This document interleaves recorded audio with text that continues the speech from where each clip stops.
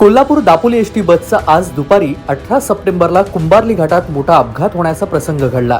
घाटमाता ओलांडल्यानंतर काही अंतरावर बस थेट संरक्षक कटड्यावर आदळली आणि दरीत कोसळण्याच्या अगदी काही क्षणापूर्वीच चालकाच्या तत्परतेने बस थांबवण्यात आली आणि ही भीषण दुर्घटना टळलेली आहे। सुदैवाने अपघात टळलेला असून कोल्हापूर दापोली एसटी बस दरीत कोसळण्यापासून अगदी थोडक्यात वाचली। एसटीचा चाक थोडं तरी बाजूला गेला असता तर बस थेट ही दरीत कोसळली असती। मात्र हा अपघात टळलेला आहे। प्रत्यक्षदर्शी मंदार वजे यांनी दिलेल्या माहितीनुसार हा प्रसंग पाहून प्रवाशांच्या अंगावर काटा आला। प्रवासी काही क्षण घाबरून गेले, मात्र नशिबानं सर्वजण सुखरूप बचावलेत। हा प्रकार पाहून प्रवाशांना आंबेनळी घाटातील धोकादायक वळणांची आठवण झाली।